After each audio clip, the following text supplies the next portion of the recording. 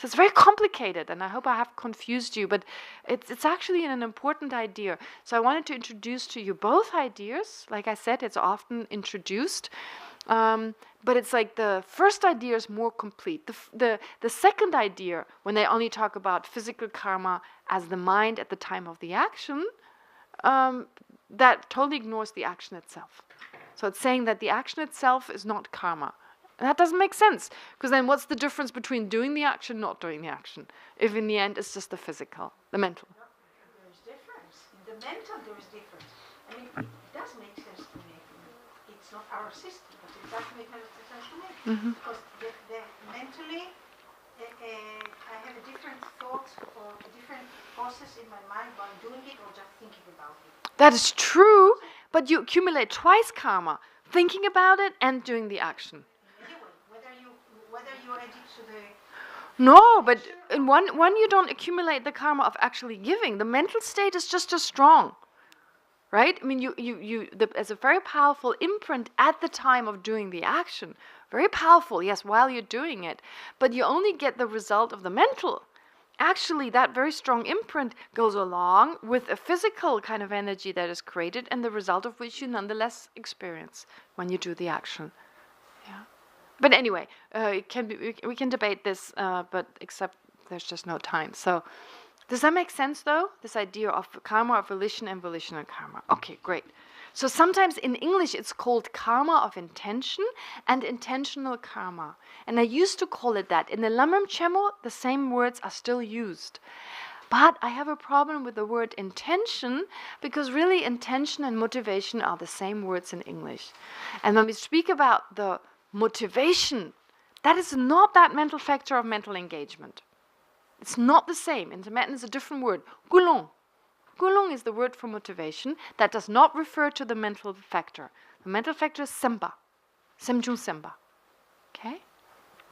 All right. Anyway, so this is there a question? No. Okay. So you can see there's a chart on the next page, 98. And then 99. Vasubandhu's Abhidharma Kosha explains it exactly the way the highest system does. So from karma, the various worlds are generated. Karma is both volition and what volition generates. Volition is mental karma. What it generates are physical and verbal karma. Right? So this is then, there's like a chart. This is unfortunately, you need to start here and continue reading here. As you may have noticed, it's a little taken apart, but it's here, Satantrika, Chittamatra, and Sautantrika, they hold one view. That's the one that I explained later. The second one I explained is mentioned here first.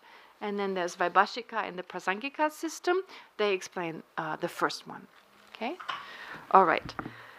So, then the last part is contaminated and uncontaminated karma. And Orit has mentioned it before, like contaminated.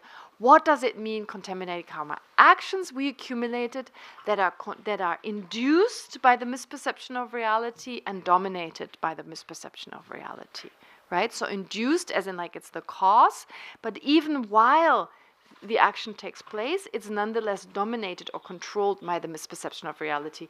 And those are our actions.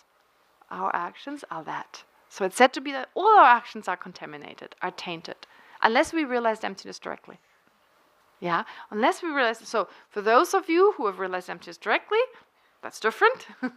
But for those of us who haven't, then so as long as there's the misperception of reality, so this is similar to Leora said. Like there's a sense the misperception is always there. Well, if it's not manifestly there, it's kind of ever present in that it influences our actions at all times. So contaminated karma. So in the way Leora said it, it's totally unfair.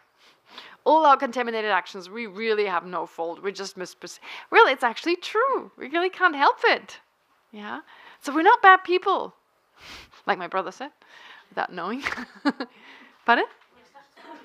We're just foolish. Yeah, we just don't know. We just misperceive reality. Okay. So, but this again should be why we're saying that. First of all, self-hatred becomes much harder. I mean, why would we hate ourselves? Why would we hate others? Really, it doesn't make sense, because understanding that is just a misperception. And What should we focus on? Getting it right. So then understanding emptiness, thinking about selflessness makes much more sense, because that's really, when it comes down to it, the actual solution. Okay. Now, contaminated karma refers to all volitional actions of body, speech, and mind that are induced and dominated by the root ignorance that perceives inherent existence, and possibly by other afflictions. So volitional actions of body, it makes sense, of speech makes sense, of mind, it seems to be a little contradictory. I've never talked about volitional actions of mind. I call the mental actions, I've called them karma of volition.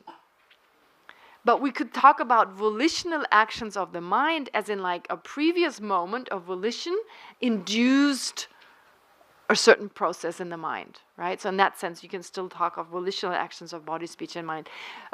Honestly, the word volitional action is an English word. It's not what you say in Tibetan. In Tibetan, there is no way. You never say volitional actions of body, speech, and mind. You say actions of body, speech, and mind. So when you describe karma, you say it's actions of body, speech, and mind. But implied in that is not instinctive actions. It's not like a reflex. A reflex is not considered an action of body, speech, and mind. Though in English we would say so. Yeah, there needs to be an intent. There needs to be an intention or a volition. There needs to be some kind of wish to do something. So therefore, a reflex, there's no mind that is necessary in order for a reflex to take place. I mean, you can be brain dead and you still have reflexes, right? So therefore, in English it is added. The word volitional is added, but not in Tibetan. Pardon? If you're brain dead. If you're brain dead, you don't have reflexes? When you hit your knee, it doesn't go up? Oh. But people, they open their eyes when they're brain dead sometimes. Again, it's not brain dead. There are levels of coma. Ale? Deep coma. But if you're brain dead, Ale? I see. Huh. But I mean, if you open your eyes, the question would be: is there still an intention to do so? Is there still a mental? if you can open your eyes, it's all vegetative state. Vegetative state. Okay, but there's still consciousness. Yeah, but also in the brain death there is consciousness. Yes, even when your brain, well, depends. If you're totally dead, then you're brain dead, but Like for organ donation, you do the test for brain death. yeah. They're still ventilated, the heart's still working. There's still life. There's still life. Okay. The brain is dead. Okay, so from a Buddhist point of view, there's still consciousness. Yeah. It's a kind of difficult point. I don't know how much you need volition. I don't know. I mean, this is something I've wondered myself. You see, like things that we do automatically. Sometimes some Buddhist scriptures seem to suggest we need consciousness in order to breathe. Well, I'm not sure. You're like all the time, let's breathe, don't stop breathing, don't stop breathing. Or for your heart to beat. That seems that's an action of the body. I don't think you need right? For your heart to beat. No, you don't need consciousness for your heart to beat, right? Do you? There's a center here. Does it? But it doesn't walk away. It doesn't matter, I mean, if you're ventilated, the heart. So there is a possibility that certain awarenesses can, that's true. Of course. Can I That's true. without having the consciousness to perceive it? Is there a breath without mind perceiving? Is there breath without mind perceiving it? Yes, surely. I mean, right now my mind is definitely not focused on my breathing. Well, now it is. Pardon? So, I mean, without my mind focusing on it, what you're saying is like, okay, so Leora is saying if you need consciousness in order to breathe, to have the volition to breathe, you must focus on the breathing, right? That's what Leora is saying. I don't know, I've heard also Lama speak about it, that there must be some kind of intention there, but then others would dispute it and would say, no, you don't need consciousness to breathe. I mean, in other words, you don't need the mind to tell you to breathe, but of course, as Duran and Leora said, it's totally true. By way of meditating, you can control your breathing. Okay. Anyway, so I don't think you need, but do you need consciousness in general to be able to breathe? Could a person, no.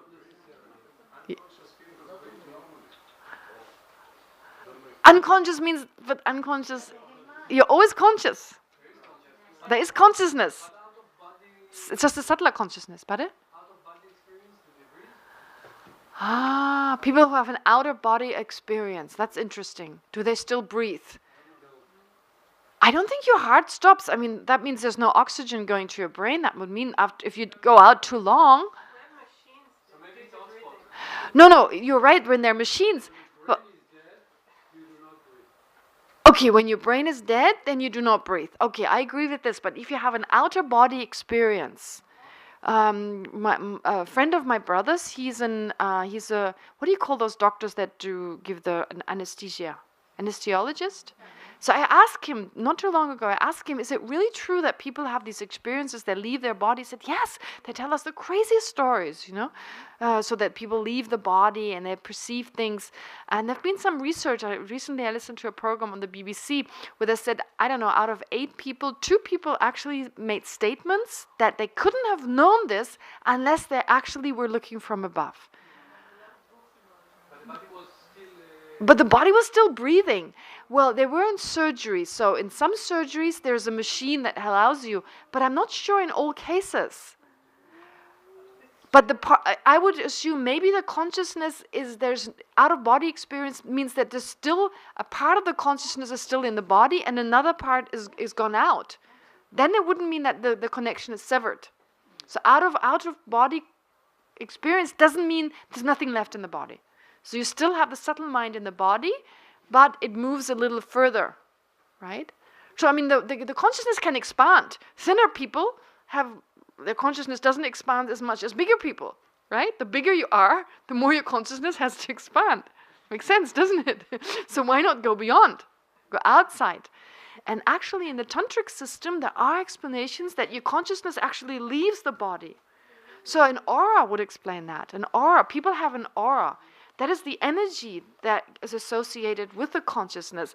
So the idea is that our consciousness actually doesn't just go until here and no further. Consciousness actually can also surround a person. So then it means the consciousness is still within the body, but certain awarenesses are also outside. The subtle is still in the center. The subtle is still in the very subtle drop in the center.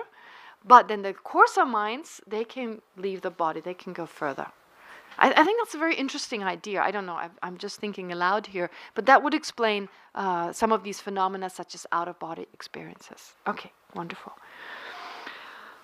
So, contaminated karma, nonetheless, is karma that is induced or controlled in one way or another by ignorance. So, projecting and completing karma are all contaminated actions. Because the former completing karma, projecting karma propels us to take birth in cyclic existence, and the latter is responsible for the quality of life we have in this existence. So then on page 100, I made a mistake. I said, in fact, whatever is a contaminated karma is either a projecting or a completing karma. Oh, maybe I didn't make a mistake. In fact, whatever is a contaminated karma is either a projecting or a completing karma. This is on page 100, the second paragraph on page 100. The last line of the second paragraph, where it starts, in fact, whatever is a contaminated karma is either a projecting or a completing karma. Oh, I didn't make a mistake. At first I was thinking, what about neutral karma? What about neutral karma? Neutral contaminated karma. What is it, a projecting or a completing karma? Completing, yeah.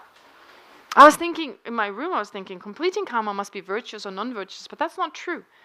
Projecting karma is either virtuous or non-virtuous, right? Because it either projects you in a higher realm, which requires virtuous karma, or in a lower realm, which requires negative karma or non-virtuous karma. But completing karma can be any of the three. So therefore, whatever is a contaminated karma is either a projecting karma or a completing karma. That makes sense then, it's still okay. And as mentioned above, whatever is a karma that is a truth of origin is necessarily a contaminated karma. So uncontaminated karma are the actions that are not determined by. So you can still engage in actions, even the Buddha engages in actions. So these actions we can call karma. because they're volitional actions or actions of volition. But nonetheless, you don't accumulate karma. You don't use the word accumulate. So I've written it somewhere here in the case of a Buddha. You don't say a Buddha accumulates karma because there are no karmic imprints that are accumulated or anything. The action of a Buddha right away has a result. Yeah? But still there's an action. So therefore an action of body, speech or mind, and that is still called karma. But it's uncontaminated. All right. Done with the first truth. First two truth. First and second truth. Yeah, first with the first two truth. Can I ask you a last question about karma? Yes, please. Is it true that, I think I asked this maybe a couple of years ago, is it true that each one of our actions, speech or thoughts is a sprouting of the karmic seed? Is it true that all our thoughts are the result of a karmic seed? I don't think so. Not everything is karma. Not everything is a karmic result. His Holiness often speaks about this. What is karma? What is not karma? So not everything about us is karma. Like the fact we have a mind, for example, that's not karma. The kind of mind, the kind of experience we have, the kind of feeling that arises, that is associated with a certain karma.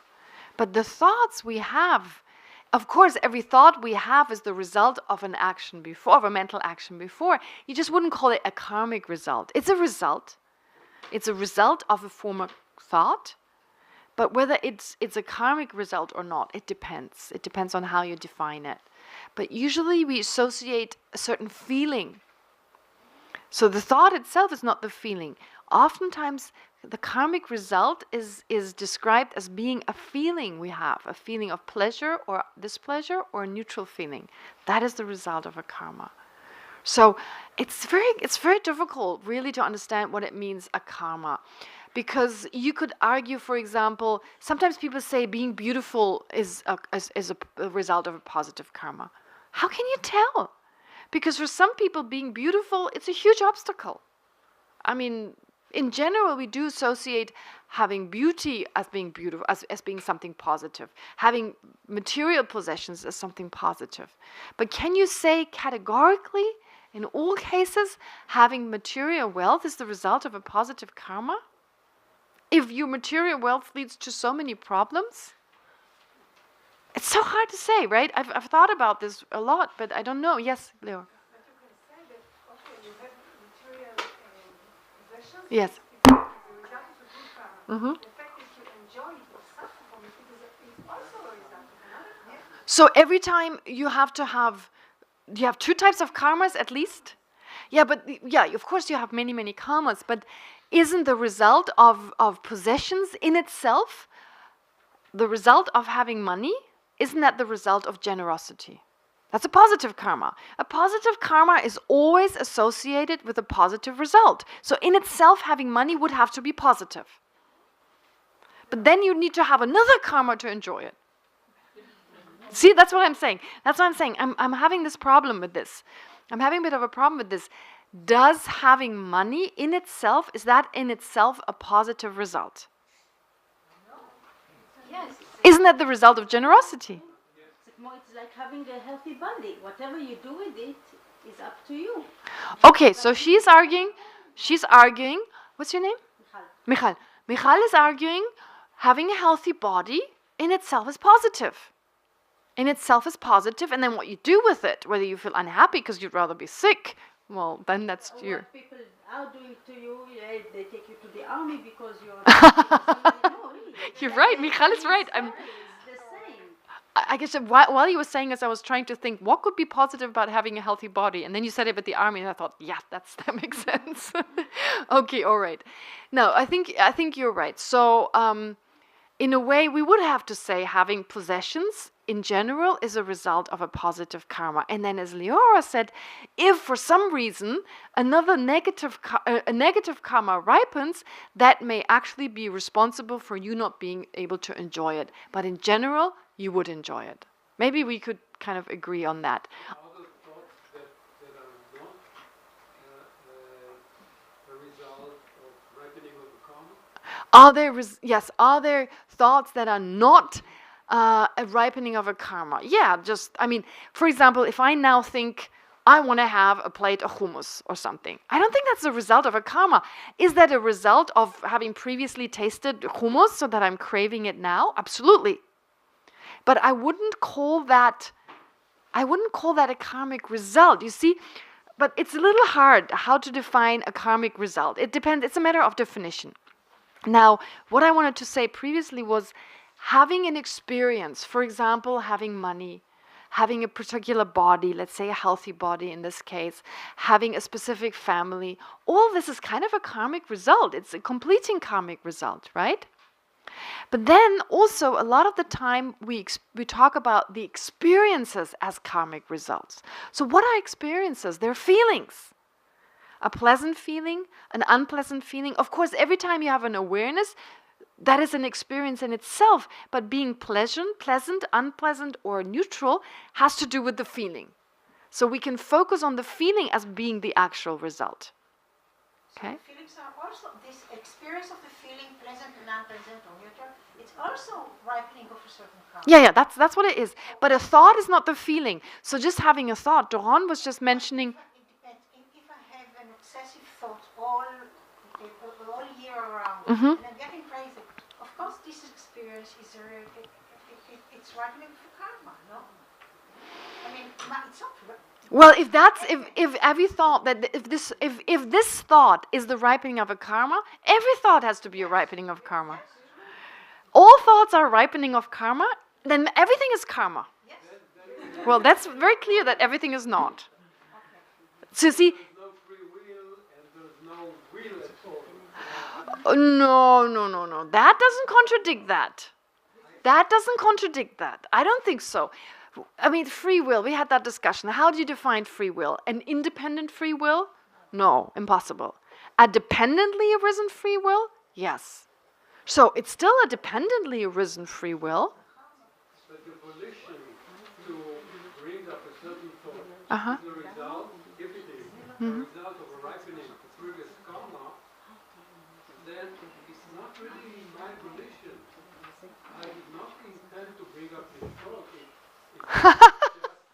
You're thinking of an independent I making a decision. The way you talk is like an independent I that decides I'm going to have that experience. Mind, not independent I. This mind, this practice is not responsible, cannot be held responsible for bringing up volition to think about killing someone if it is a ripening of a previous karma.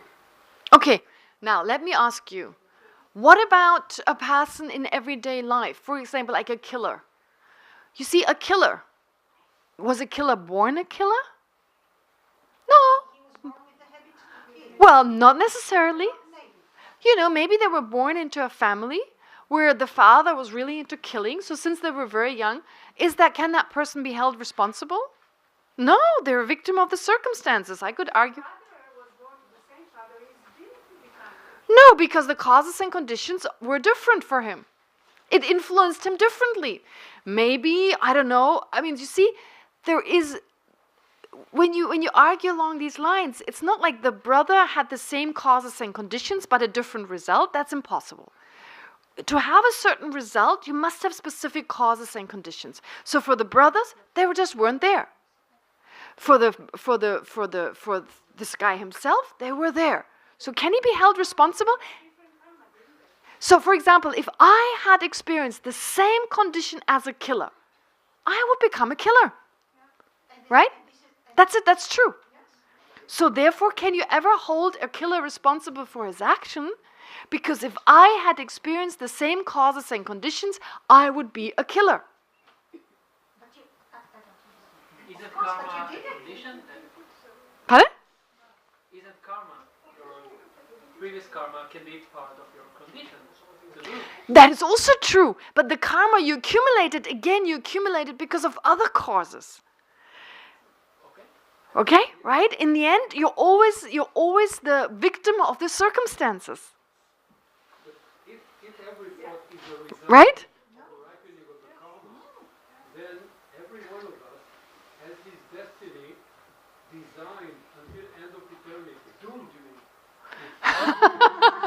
Varda, Varda. There should be also conditions, which is also first of all. What does that mean? I must finish my sentence. Alle, rega, okay. I forgot all of it. Never mind. But the thing is, everything has a cause. Yeah, Okay. that's true. Okay. And making a will, a free will, if you have a will, it's already free will, because otherwise it's not a will. You can't have a will which is not free. Otherwise it's not your will. But that's another discussion. Mm-hmm. But because everything has a cause and it has to have conditions, then whatever thought that anybody has is due to his own of imprints and History of residues means history, I think. and conditions. Yeah. I agree. I totally agree with Varda. And the conditions are also due to whatever happened in this life. That's also true. And all the causes are also from this life. And of previous life, both. Yeah. This Mm-hmm. life Both. cause the causes Mhm. in this life. Mhm. And one cause brings the other. Mhm. Then Mhm. there is a condition, Mhm. and there's another cause and another condition, and this. Yeah. And for this, we finish this discussion because I want Wangmo to go on, please, with what she's teaching us. I mean, and I want to say one more thing. I think Varda is right in a way. I mean, unless we want to do all for truth, unfortunately I would love to do this discussion. It's a very good discussion. Trust me. I mean, you may think, oh, Next year we have a course or a weekend. we only discuss free will. Oh, that'd be a dear. Oh my God. I'm serious, I'm not kidding. Yeah. It's actually, we should spend more time. We should have more time on free will. But let me just say one last thing. Free will, let me give you an example. You can go left or you can go right. There is a conventional free will. For example, you get to a crossroad, you can go left or right. Now you're going to choose one thing. That we call free will, because it's like in that moment you decide to go left instead of right. There is this sense, I've just made a decision. But your decision, exactly as Varda just said, this decision is not an independent decision. It depends on causes and conditions. And since you create the causes or conditions to go left, and they are weightier than the causes and conditions to go right, that's the decision. So there is a free will, but it's actually just a conventional free will. Another example is being objective. Is there any objectivity? Is it possible to be objective? Actually, it isn't. We can never be totally objective, but there's a conventional objectivity. Is there freedom? Can we talk about freedom? Conventionally, yes, but it's still very limited. So when we talk about freedom, we want to go all the way, totally independent. When we talk about free will, we want to go totally independent. That's impossible. So it's a conventional in relation to something lesser. We speak of free will. In relation to a situation where you do not have a choice between going left and right, in relation to that, you say free will. In relation to that, it's relative. There is no independent free will, but there's a relative free will. In relation to not having a choice between going right and left, you talk about free will. That's it. So everything is just relative. Okay, sorry. I'm kidding. I'm sorry. I would love to hear your points, but we have to make a choice here. Another point? Can you keep it a little bit? Sorry. Then I just finish first, because we're at the truth of cessation. We've just gotten there. So let's just finish and then see. Okay. So, truth of cessation. What does it mean? It just means nirvana. In other words, it doesn't just mean nirvana. It means eliminating, which one? The second or the first truth? Second, and by way of the second, also the first. But directly it means eliminating the irrevocable, the permanent, in other words, the irreversible elimination of the second truth, and thereby also of the first truth. So, in other words, by applying the direct antidote to the second truth, to what? The afflictions mainly, and therefore, in a way, also to karma. Because we need to keep in mind the process. How do we get to suffering? Suffering is the last result. What comes up? What precedes? What precedes of the truth of the first and the second truth? What we discussed was suffering, karma, and afflictions. Okay. So what is the last? The result is suffering.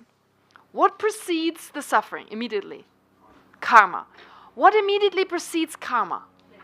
Afflictions. Which is the root affliction? What is the root affliction? The misperception of reality, in other words, the misperception of inherent existence.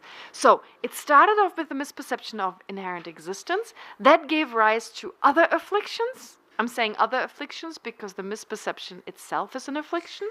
So the misperception of reality gave rise to other afflictions. That gave rise to karma. That gave rise to suffering.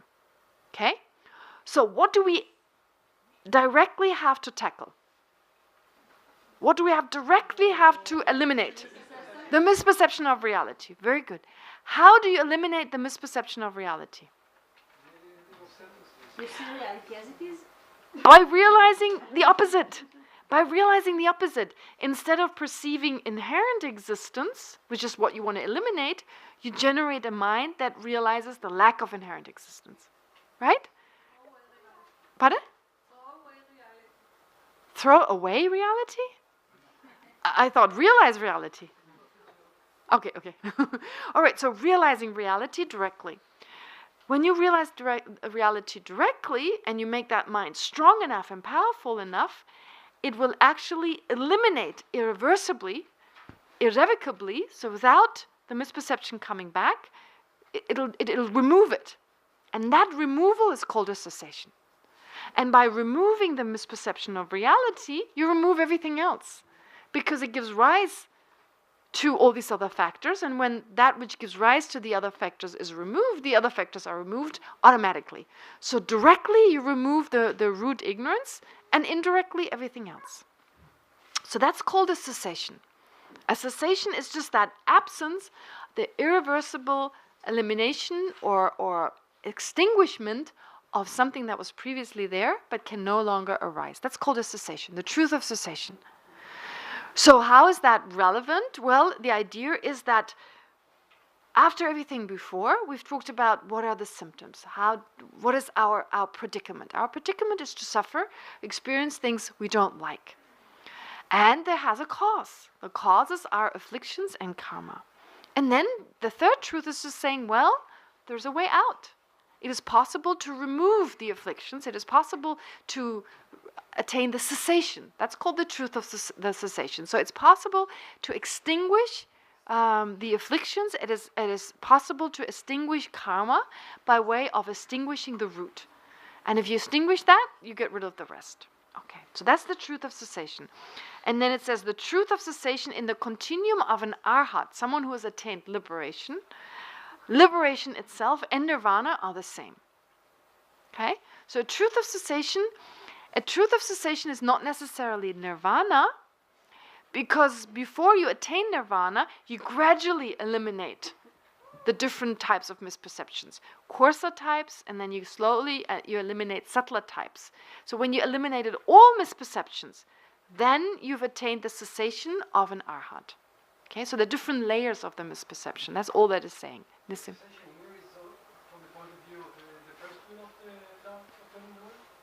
Say it again. The perspective of looking at cessation is from the first will, turning of the will of the Dharma? Yes. Not the second. Yeah. No, it's from the point of view of liberation. The Four Noble Truths are in general just spoken of from the point of view of liberation. Okay. All right. So, the truth of cessation in the continuum of an arhat, someone who has attained liberation, refers to the complete and irreversible elimination of the root ignorance and its seed. Its seed just means the potential for the root ignorance to arise again. In this way, it also constitutes the complete and irreversible elimination of all the other afflictions and their seeds. And likewise, no longer any accumulation of contaminated karma and no longer new production of suffering. Okay. All right, so that's the cessation. Now, what I've done here, there's usually not a lot of explanation with regard to cessation. How much can you say? It's gone. It was there before, now it's gone. So there's not as much explanation with regard to the cessation in comparison to... Pardon? Yeah, if you want to stay behind in the 5 days, let's just... No, but like I said, traditionally in the context of the Four Noble Truths, it's just saying, well, it's possible to eliminate these afflictions. All right. But I did add a little bit more. What I've also added was the explanation of nirvana, or a cessation, being permanent. And since being permanent is sometimes misunderstood, misunderstood thinking that permanent and eternal are the same, I gave a short explanation, which I will not read here, on page 102. So you can read it at your own time. The difference between being eternal and permanent. Permanent is something that is permanent, is just not an agent. You can think along those lines. Something that is impermanent is an agent. It has functions, it does something, it actively does something. Usually, I would say. I'm trying to think, like any phenomenon that is impermanent does something. It engages in some kind of action. It's a type of agent. Can you think of something that is not? I mean, food is actively an agent. You know, a house is an agent. It does something. It protects people and so forth. Whereas a permanent phenomenon, it's not an agent. It's just, usually it's like an absent. It's something static that doesn't do anything. So that's what we call permanent, a static phenomenon. And sometimes that's confused with being eternal. Anyway, in order to maybe understand this better, if there is still confusion, you could look on page 102 and 103. Now, we talk about different types of cessations. So we speak about a cessation that is called a non-analytical and an analytical cessation. Now, it may be easier just in this context to explain the analytical cessation first. What we spoke of as a cessation previously is an actual cessation. Okay, so I've just talked about the cessation of the misperception of reality, the irreversible elimination of that in dependence on an antidote. That is an actual cessation. That is called an analytical cessation. Why? Because you can only get there by previously analyzing reality. Right? So an actual cessation, the cessation described in the Buddhist context, this type of cessation here, in other words, the cessation of afflictions by eliminating the root affliction, can only be brought about by realizing emptiness. And emptiness, the realization of emptiness, can only take place if we previously analyzed reality. That's why it's called an analytical cessation. In other words, a cessation that is the result of analysis.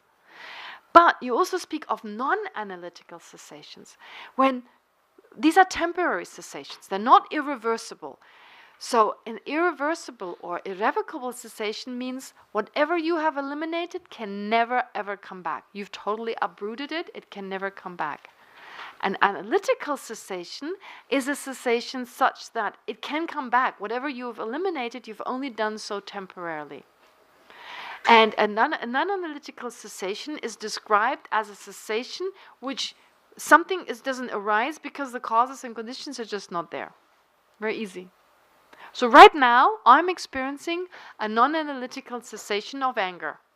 Because right now I don't have anger. Because the causes and conditions of anger are just not present. There's no annoying object, and I don't feel grumpy, and whatever other causes and conditions that make me angry usually. Right? That's called a non-analytical meditation and cessation. But actually, those two are not complete. You have a third type. So a non-analytical is one that is only there because the causes and conditions are not present. No other reason. But if I meditate on I meditate on patience. And as a result of that, I don't experience anger, let's say, for a week. That is neither an analytical nor an non-analytical cessation. It is not an analytical cessation because it's not an actual cessation. It's only temporary. I've meditated on patience, and therefore I'm temporarily not getting angry. But meditating on patience cannot totally eliminate anger. Impossible. I have to realize emptiness to totally do that, to totally eliminate anger. So it cannot be an analytical cessation. It is also not a non-analytical cessation because it's not that merely the causes and conditions for getting angry are absent. I have actively oppressed those causes and conditions by practicing patience. So there's a third category. So we can temporarily eliminate certain afflictions. We can do that by generating love, by generating generosity. Generosity can temporarily overcome miserliness. But the problem is it's only temporary. So we had that discussion yesterday. Eventually you have to realize emptiness. The cessations we can attain, the weakening or maybe the stopping of anger with regard to a particular person, all that can temporarily be seized, but it is only temporary. And one other thing is about these temporary cessations, which are neither analytical nor non-analytical. So the point is with those that if you practice patience, the only thing you weaken is the affliction of anger. You do not weaken miserliness. You do not weaken attachment. Right? The other ones are not weakened, so it's really the antidote just with regard to a particular affliction. So not only are you unable to totally eliminate an affliction by practicing patience, love, and so forth, you can only tackle a particular one at a certain time. It doesn't have a name. It's kind of weird. It's like, come on, you only have two? Just add a third one. But they didn't. So anyway, I thought to just mention it. So Still consider it as a cessation? yeah, you could still call it a cessation. Temporary? Yeah, I mean, if you call the first one a cessation, the absence of the non-analytical one, then you call this a cessation too. It has the same right to be called a cessation. Only because it's not irreversible. It's reversible. Both of them Are cessations. All of them are cessations. You temporarily have stopped something, so you've seized it, so you can call it a cessation. But here the cessation, it's mentioned in the Abhidharma Kosha, only those two are mentioned. The absence of causes and conditions. it's reversible. The non-analytical is reversible Yeah. in both cases. There's the first one and the actual one, which is not based on wisdom, but it's based on, you said causes and conditions. No. The non-analytical cessation is not a cessation. I mean, you can call it a cessation, but it's not a truth of cessation. Sorry. The non-analytical cessation is not a truth of cessation, but it's a type of cessation. Okay? It's a type of just seizing something. It means gorba kind of means to seize or stop. So it's a type of seizing. It's just not a truth of cessation. A truth of cessation has to be an analytical cessation. So in the same word as we say we stop something, we seize something, you can say you temporarily stop something, you temporarily seize something. Either it ceases naturally because the causes and conditions are not there, then you call that a non-analytical cessation, or you actively apply an antidote, such as the meditation on generosity or love, then you actively seize something temporarily.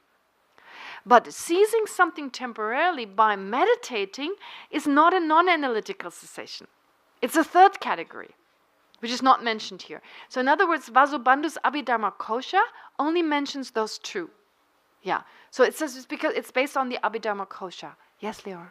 Trying to combine the third and the third and the second, saying that in order to have complete irreversible liberation, Yes. you must do analytical meditation, but it's not enough. Yes, that's true. You're right. You're absolutely right. So you must do analytical meditation, but that's not enough. I mean, if you just do analytical meditation, you get stuck. No, it's more than that. You also need a stabilizing meditation. You need a union of both. Yeah, and direct realization. Yes, Dora? Realizing emptiness, Uh-huh. realizing emptiness directly. Both. So So merely realizing it is not enough. You need to realize emptiness directly. Yes. All right. So, therefore, I mean, here we only mentioned two types of cessations, but a third type actually would have to be added. Okay? You didn't write it down. What did I not say? The third I did mention it, but I said it's 9 of the other 2. Other temporary cessations of affliction, such as anger, desire, arrogance, but they're not non-analytical manifestations. So if you read page 105, I didn't say you need a third category, but I basically implied that. Okay, so if you read this, then I hope it becomes clear. All right, now, analytical cessation, I've already explained previously. That's an actual truth of cessation.